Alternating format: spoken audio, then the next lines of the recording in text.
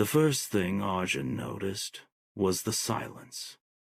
Not the kind that hums softly after midnight, but a silence thick enough to make your own heartbeat sound guilty. He gripped the steering wheel tighter, eyes flicking to the rearview mirror. The highway stretched behind him like a scar, empty, endless, and slick with rain. He'd been driving for 5 hours. The GPS had died. Somewhere around mile marker 47, the radio had started to hiss and sputter like it was choking on static, and his phone had no signal. Still, he kept driving. Anything was better than what was behind him. The argument, the gun, the body. He told himself he'd done what he had to do. The wipers creaked across the windshield, smearing mud instead of clearing it. The rain had started to sound like whispers, but Arjun ignored that too. He'd learned early that guilt had a voice and a perfect sense of timing. At 2:43 a.m., a sign appeared through the fog. Gas food, Motel 5 miles. He exhaled. Civilization. Somewhere to wash the blood off his hands. Maybe burn the clothes, maybe think. But then, something shifted in the mirror. The passenger seat was no longer empty. He caught it only for a second a shape. Someone sitting there, head tilted slightly, watching him. His breath hitched. The car swerved before he corrected it, eyes snapping to the seat beside him. Empty. Of course it was empty. Arjun laughed under his breath, a dry, shaky sound. Too many hours, he muttered. Too little sleep. But the smell was still there, a faint trace of perfume. Jasmine. The same kind Riya used. He told himself it was memory. That scent clings. That guilt hallucinates. But when he looked back to the road, the radio clicked on by itself. A woman's voice filled the car. "You took a wrong turn, Arjun." He froze. The voice wasn't coming from the radio. It was softer, closer, inside the car. "You shouldn't have gone toward the river." His heart slammed against his ribs. The passenger seat was still empty, but his peripheral vision caught the faint impression of someone, like heat shimmer on asphalt. A shape, without weight. Ria's voice again, calm as a knife. "You said it was an accident." He gripped the steering wheel, knuckles white. "You're not here," he whispered. "You're not here." The voice almost smiled. "That's what you told the water too."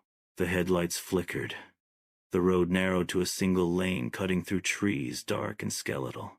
Somewhere far off, thunder cracked. He tried the radio again.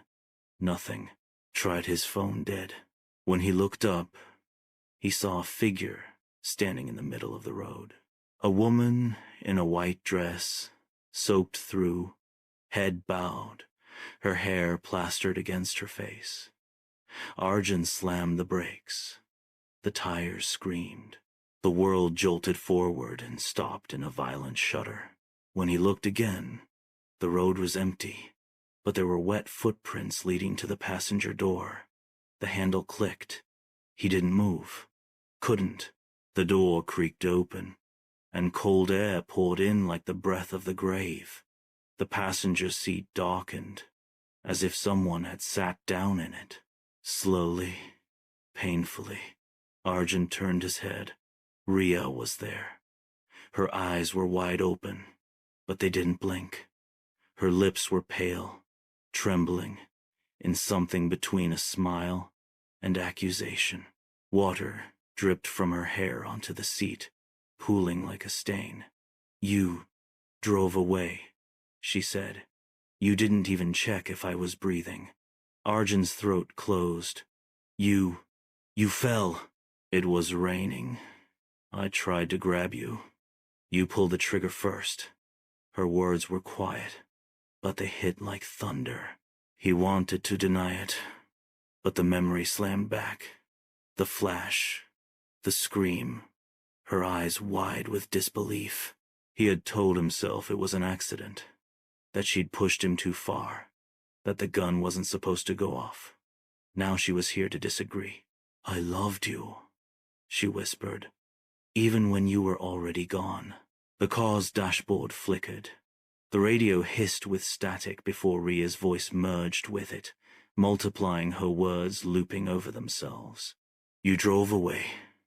You drove away. You drove away." "Stop!" he screamed, slamming the dashboard. The lights went out.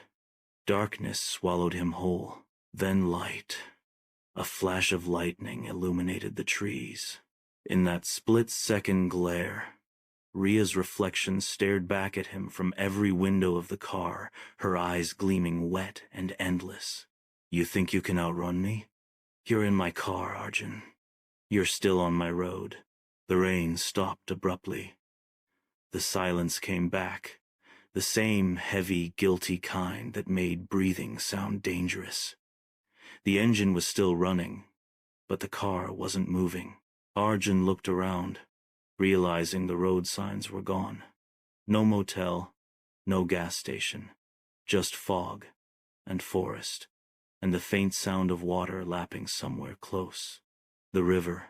He didn't remember turning toward it, but the river was right there, glimmering faintly in the dark, and Riya was standing in the headlights again. He opened the door slowly, stepping into the mud, breath ragged. "What do you want?" he yelled into the night. "What do you want from me?" Her voice came from everywhere, echoing off the trees, the water, his own skull. A ride home. Then the ground beneath him gave way. He fell cold, breathless into the river. The current dragged him down, wrapping around him like arms that wouldn't let go. He screamed, but the sound drowned in his throat. When the car was found 3 days later, it was half submerged near the bridge. The driver's door was open, no sign of struggle. The only thing inside was a soaked photograph on the passenger seat, Arjun and Riya smiling beside that very river, taken the summer before she died. Police called it a disappearance. Locals called it a curse. They say if you drive that stretch of highway past 2 a.m., you might see a woman standing by the road in the rain. And if you let her in, she'll smile softly and say, "Drive toward the river, and you'll never be seen again."